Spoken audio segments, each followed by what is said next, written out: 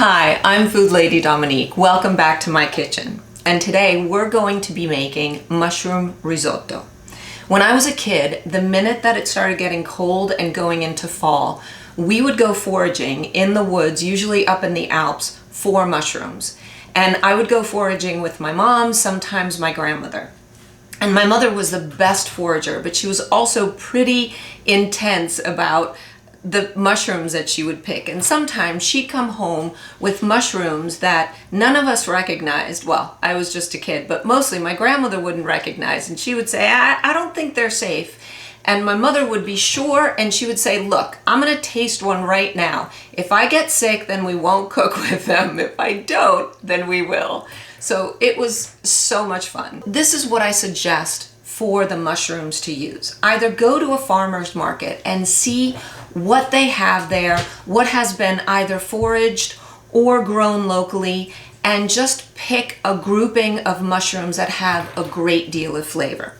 If you can't go to a farmer's market, then do a mix of shiitake and cremini, which are the brown button mushrooms, and then always have with you dried porcini mushrooms, because you add a bit of this and that flavor intensifies all the other mushrooms. This is what we need for our mushroom risotto. We are going to do 300 grams, which is about a cup and a half of arborio rice. The reason why you need to use arborio is because it's a short grain rice that stays nice and nutty. It doesn't overcook very easily, and it has the right kind of starch to create that creaminess of the risotto, but not too much stickiness. If you can't find arborio rice, you can use Japanese sushi rice, and that works quite well. Then we are gonna have 500 grams of a mix of shiitake and cremini, which is about 5 cups, and you're gonna chop it small. Then you're gonna do a small chopped onion, which is underneath my dish towel, or else I'd be crying. You want 2 tablespoons of butter cut into 2 pieces, so 2 tablespoons separately, because you're gonna see we're gonna use one to cook and one right at the end. And then you're gonna take a 1/4 cup of dried porcini mushrooms, and you're just gonna put enough hot water so that it covers them, and that reconstitutes them. A 1/4 cup of either white wine, or I like to use marsala because of that depth of flavor. And then you want your salt so that you can do a pinch of salt. 3/4 cup of Parmesan cheese. And then, which I forgot to bring over from the stove, a liter of vegetable broth. So that's about 4 cups. Normally, for a white rice, you're doing 1 cup of liquid to 1 cup of rice.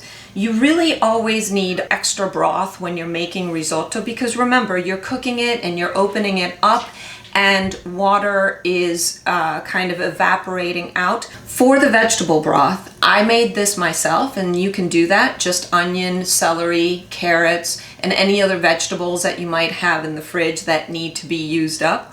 Or you can just get a good one. Try to get an organic vegetable broth at the grocery store. Let's get started. On today's video, I'm also using my new induction cooktop right here at the island. It makes a little bit of noise with the fan, but I think that we can work over it. Okay, so I'm gonna put it onto a medium-high heat, and the very first thing that I'm gonna do is cook my mushrooms. Normally with a risotto, if you're making it with vegetables, you saute up the vegetables and then you add the rice and then you cook the vegetables with it. However, with mushrooms, you want to get that toasted quality to them, and so you want to cook out some of that water and then add them in at the second part of the cook, so that you're cooking in the flavor into the risotto, but you're not making like mushroom mush. This is where we add 1 of our tablespoons of butter, and so that we don't burn it, we put a little bit of olive oil. And then we add in our mushrooms. What I like to do is right at the beginning, First of all, you're going to want to salt them a little bit, and the salt helps draw out the water. So I cover them so that creates more heat. They steam, draw out the water, and then I uncover and cook off the water, so that you're really concentrating the flavor of the mushroom and you're getting that toasted quality. So let's let this cook for a while and I'll be back to you. Okay, they are starting to toast up. So that water from the top, I actually added into the broth because we're trying to get rid of the water, so I don't want it to go back into my mushrooms. And I think this is good. I think we can cook them open now to really toast them up. As they cook uncovered now, I add just a little bit more salt. I love the smell of mushrooms cooking. It's got that real woodsy umami smell to it. These are looking nice and toasted. I'm going to give them a taste. Yeah. Okay. At this point, so they've cooked about 2.5 minutes or so. What you want to do is you want to take your wine or marsala and basically deglaze the pan and also cook off the alcohol. Now that is an awesome combination of smells. Once you can see that it's just covered all the mushrooms, and you can basically know that the alcohol's been cooked off because I've just breathed it all in. We want to take this off the heat and put it aside. Now we're going to put our pan for the risotto on the heat. There we go. A nice coating of olive oil. It's about 2 tablespoons. And then we are going to take the hidden onion, and you want to cook that up until the onion starts becoming clear. I'm going to bring this up to a high heat for that, and then I'm going to cover it for the 1.5 minutes, 2 minutes that it takes to do that. All right, the onion looks like it's starting to get clear. Let me show you what it looks like. We put in our arborio rice, and yes, we put it right in raw like this, and we're going to toast the arborio rice with your onion. And you're actually going to toast it until it also starts getting slightly translucent. Now for this, I'm going to bring it down to a medium-high because I don't want to burn the rice. With the oil and the onions that you have in there, it's going to have enough moisture for the couple of minutes that it takes for the rice to get translucent. And so you put the top on, and you're actually going to hear it kind of crinkle and pop a little bit like popcorn. And just watch it because you don't want to burn it, but you do want it to start soaking in that heat, start soaking in the moisture from the onion. I keep uncovering it to make sure that it's never burning. I am already seeing the rice start to get translucent. I start adding my broth. First time you add 2 full cups. Cover the rice with 1/4 of an inch up on top, and then you let it start cooking in and soaking in that broth. So as it's cooking, I am uncovering, checking, and stirring it all the time. Because the minute that it starts sticking, it can go from just slightly sticking to burning in no time. I'm gonna bring the heat down to a medium because you basically just want to simmer this. A hard simmer, but simmering is good. See, I'm babysitting. Now you see how most of the broth has been soaked in.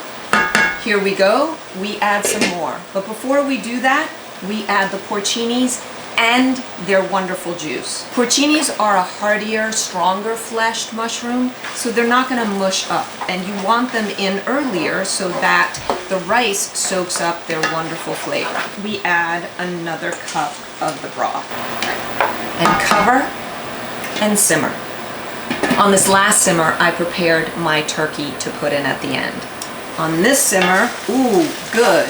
It's perfect. A lot of the broth has been soaked in, and now we put in our other mushrooms.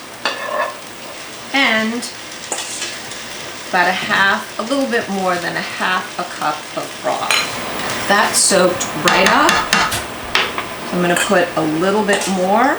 Now the reason that you put your broth in a little bit at a time is risotto is going to cook differently kind of every time, I find, because of the temperature outside, the specific type of rice that you're using, etc. By adding the broth in a little bit at a time, then you can taste it along the way and make sure that you're not overcooking it, because you really want risotto al dente. What that means is that in the very middle of the kernel still has a little bit of crunch to it. Not just the flavors that you put in it, but that combination of textures is also what's so great about risotto. At this point, you want to make sure that you are stirring it continuously because it starts sticking quite easily. I'm going to taste it now and see how we're doing. We're gonna need a little bit more because yes, it is crunchy in the middle, but a little bit too crunchy. So I am going to add another half cup. Now I had salted my broth, but not very much because I always like to salt to taste the risotto at the end. So I'm gonna taste it one more time. We're almost there. I would say that we do need the rest of this broth, which I'm going to put in. And at this point, I'm also going to put in my turkey so that it warms up. So remember, this turkey's already cooked, but you want it to warm up. You want it to get soaked into all the wonderful flavors. All right, I think now we're gonna have just another simmer of about 2 minutes while all of the flavors come together and the rice soaks up that last bit of broth. Wonderful. And the nuttiness is there. It's amazing. Basically, right now, this is a rice pilaf, which is a wonderful dish. But to bring it over the edge, what makes it a risotto is you're going to take your other tablespoon of butter. In Italian, we call this una noce di burro, which means a walnut of butter. So that's about a tablespoon. And then your Parmesan. And that addition right there that we did, and I'm going to bring the heat way down now, creates that wonderful, super yummy, creamy nature of our mushroom risotto with added turkey.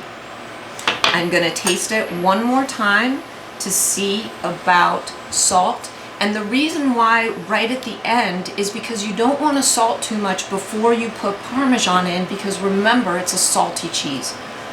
Just a touch. So our risotto is ready to serve for dinner. And when you serve risotto, serve it actually in flat plates, because it's great to flatten out the risotto. It cools it down a little bit, and then you grate some fresh parm right on top right then. Give this recipe a try and comment down below and let me know what mushrooms you used and if you were able to forage them. Like, subscribe, and click the notification button so that you know when my next video is coming up. Thank you for being with me today. Buon appetito. Have a wonderful dinner.